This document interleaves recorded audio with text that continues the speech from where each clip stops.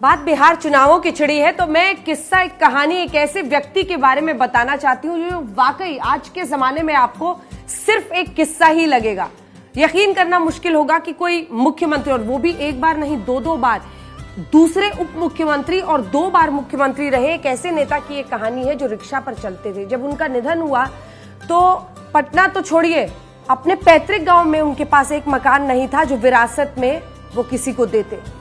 ऐसी सादगी, ऐसी ईमानदारी का नाम थे कर्पूरी ठाकुर। आज जब आप देखते हैं कि करोड़ों रुपए चुनाव में बहाए जाते हैं, प्रचार में खर्च होता है, पार्टी का फंड होता है, इन सब से बिल्कुल दूर अलग अंदाज में वो अपनी पॉलिटिक्स करते थे। और उनका गुणगान सिर्फ इसलिए होता है क्योंकि उनकी ईमानदारी और सादगी की ऐसी ऐसी मिसालें हैं कि वाकई आज के जमाने के लिए किस्सा कहानी ही है। तो आपको बताती हूं, मुख्यमंत्री 2 बार बने। एक बार उनका चयन हुआ एक ऐसे प्रतिनिधि मंडल में शामिल होने के लिए जिसे ऑस्ट्रिया जाना था। अब उनके पास कोट नहीं, दोस्त से कोट मांगा। दोस्त ने जो कोट दिया उसमें जरा फटा हुआ था। अब ऑस्ट्रिया गए और उसी के साथ वो शामिल हुए। वहां पर कहा जाता है कि यूगोस्लाविया के जो शासक थे मार्शल टीटो, उन्होंने देखा वो फटा हुआ कोट और फिर उन्हें एक नया कोट गिफ्ट किया।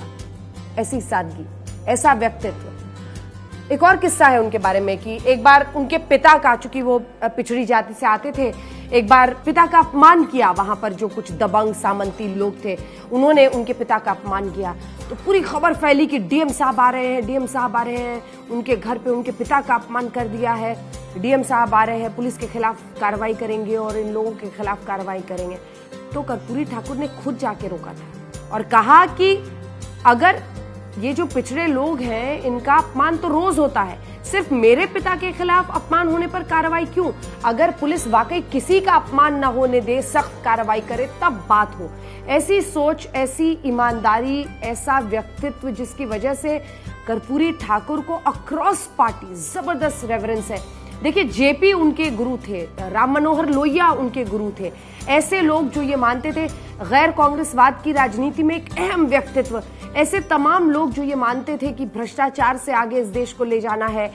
अगर कोई 2 बार मुख्यमंत्री हो और उसके पास अपना कोई मकान ना हो जो वो विरासत में आने वाली पीढ़ियों को दे, इसी से आप उनकी ईमानदारी का एक अंदाजा लगा सकते हैं। और फिर बिहार की राजनीति की बात हो रही है तो सोचिए आज कैसे करोड़ों रुपए बहाए जाते हैं चुनाव प्रचार से लेकर, किस तरह से पार्टी में आरोप लगता है कि टिकट खरीदने के लिए आपको इतनी रकम देनी पड़ती है।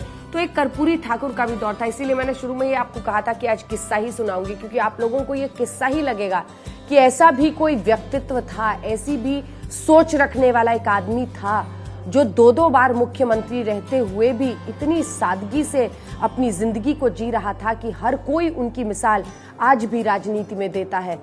ऐसे थे कर्पूरी ठाकुर और बिहार की राजनीति में एक अमिट छाप उन्होंने अपनी सादगी, ईमानदारी, अपनी साफगोई, अपनी विचारधारा से छोड़ी है।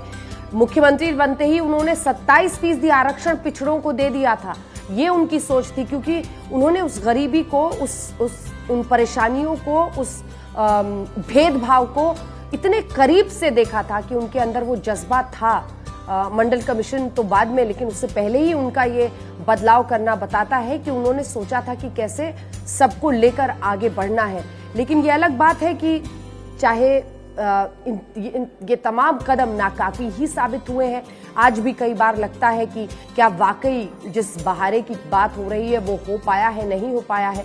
लेकिन इतना जरूर है कि कर्पूरी ठाकुर एक ऐसी मिसाल है जिनको कम से कम हम और आप किस्सा गोई के ही जरिए, बातों के ही जरिए याद जरूर करें, ताकि भ्रष्टाचार मुक्त, ईमानदारी वाली राजनीति की भी पहचान, उसका चेहरा बने कर्पूरी ठाकुर को कोई बिहार की राजनीति में भुला न सके।